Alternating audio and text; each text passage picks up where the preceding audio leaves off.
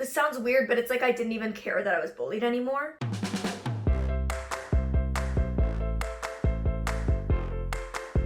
I have been in quarantine for about 3 weeks now, and I don't know if the extrovert in me is finally starting to be affected, but the past 2 days I've been like, So what better time than now to tell a sad story? Huh? Lift my spirits. This story is actually more sad for my mom. Yeah. Poor Neve. Oh, they're crying I said to Molly, Neve. I didn't know what she was shooting. I said, if this is sad and you start crying, I'm leaving. I can't. She said, if anyone no, cries, actually, it's you. it's going to be you. I'm the least emotional about this story. So you see it in the title. This is a story time video about the time my mom saw me get bullied. And I feel like I was planning out my schedule for all of April because currently in Los Angeles, we're going to be in quarantine until minimum April 30th, and that could still get extended. So I planned out my videos for this month because I have to figure out what to do and keep myself busy and entertained in here and you guys. And so this is going to be like at least 1 month of a lot of story times. So buckle up. I hope you're ready for the next few weeks of many, many Molly stories, and possibly into May. Many, many Molly stories. If there's other video ideas you guys have, I mean, of course I have a couple outside of that, but even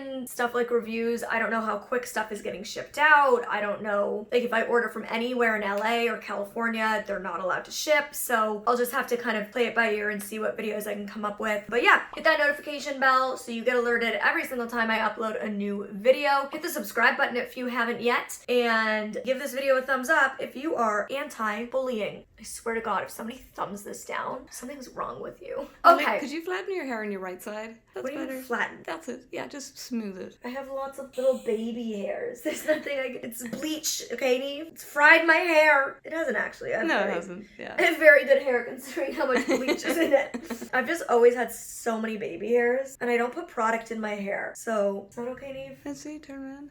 Yeah, just okay, I'm just gonna leave. No, it's good. No, it's good. It was good. Redoing my hair. No. See you in a minute. This is what happens when we spend too much time in quarantine together. We bicker. But it's all fun bicker. It is. Is this not how everybody else does ponytails? Everybody always wants me to do, for some reason. People are like, do a tutorial on how you do a ponytail. Here it is. This is it. This is what I've learned in 26 years of doing my own hair. Well, 24. I was bald for a long time. Wasn't I, Mom? Yeah. I wish I could pop a photograph of you up as a baby. I was a really fat baby and I was really bald for 2 years, and no matter how much pink my mom put me in, everybody thought I was a boy. And then you had the cutest little crooked teeth. Oh, God. And then you had your little lazy eye. Yep. I was a real gem, you guys. Is that better, Neve? That's much better now. Yeah, I was real cute as a kid. One eye just facing the opposite direction to the other. My teeth were so janky and all over the place and yellow. And yeah, I had thick glasses. Oof. Let's just say I definitely had a glow up at some point in childhood. Sometime after braces, surgeries, it all came together. Thank God. All right, we'll finally get into the story. Now you're really like living in quarantine with me, you guys. Okay. Gallop, and that can you background stop noise is Gallop. licking yourself? Now, finally, 8 minutes into the video, we're gonna get into the story, the reason you clicked on the video to begin with. So this happened in 2012, the year of Molly's high school graduation. It's always so easy to remember what year I was in what grade, because grade 3 was 2003, grade 4 was 2004, grade 5 was 2005. You get the point. So grade 12 was 2012 for me, the year I graduated. Yes, I am older than I look. I am 26. People are always shocked when I say that. No, I am not. Still in grade 12. I graduated many years ago. And I was bullied my whole childhood. From grade 1 through to grade 12. I had 5 different schools, and I was bullied pretty much at every single one of them. So I went to the same school from junior kindergarten, which Americans don't have. I don't know if any other countries do, but Canada, we have preschool, junior kindergarten, senior kindergarten, grade 1. And so I went to the same school from junior kindergarten to grade 5. Then I went to a school for grade 6. I went to a new school for grade 7 and 8. I went to a new school for grade 9 and 10,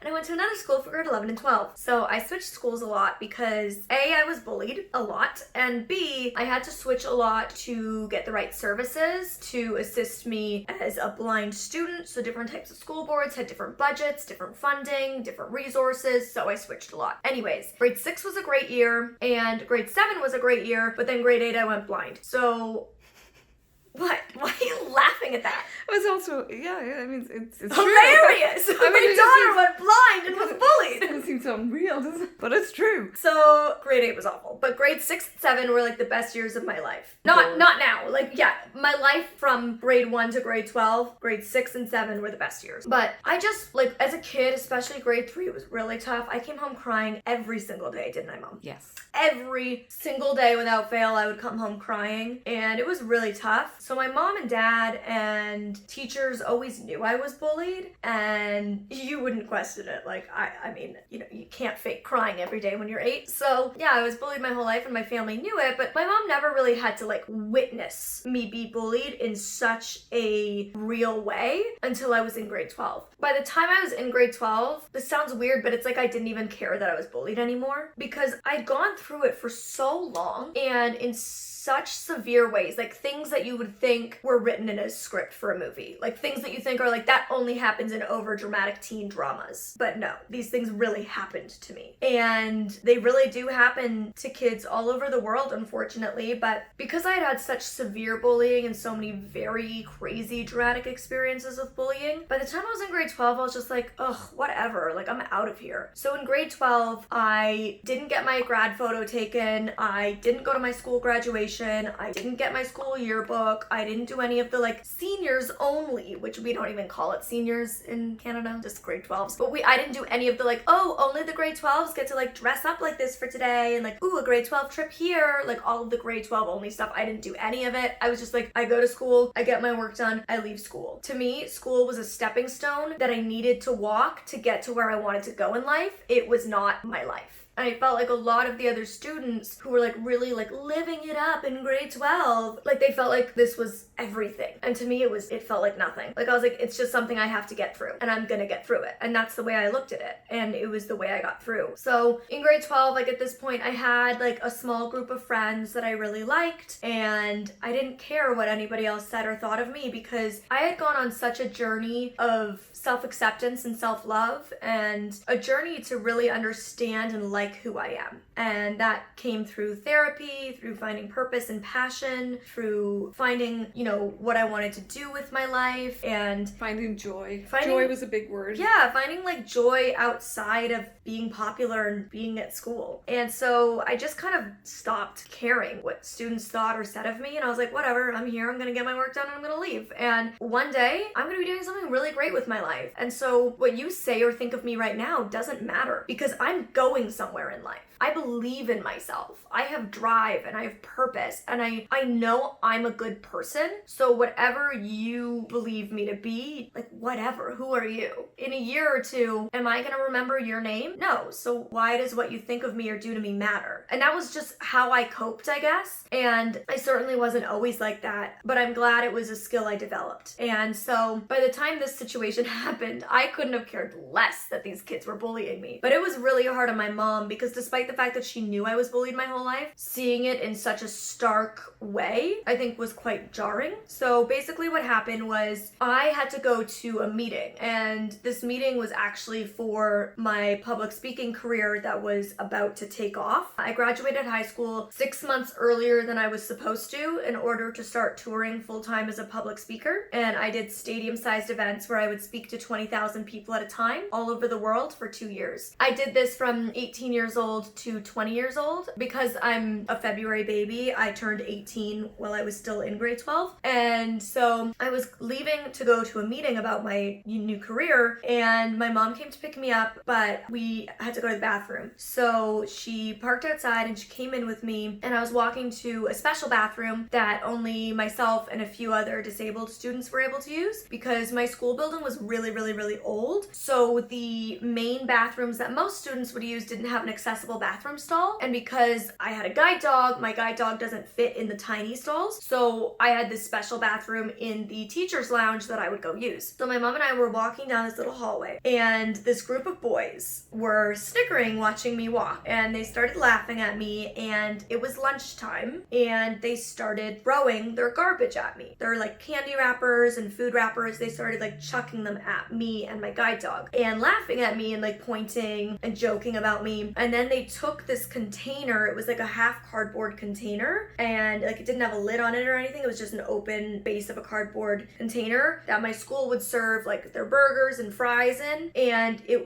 had been filled with ketchup. Obviously they had been eating fries, and they took this empty open container filled with ketchup and they slid it across the ground with the intention of having me walk in it. And I just didn't look over at them. I didn't give them the time of day. I just completely ignored them. But my mom was so pissed, and she like couldn't bite her little Irish tongue. Could you? No. It takes a lot for me to get riled up. But It when does. I do, If either of us are gonna get riled up, it's me. Like, my mom's usually the one who stays very level-headed and calm, but I don't know, like, what were you feeling when you saw this?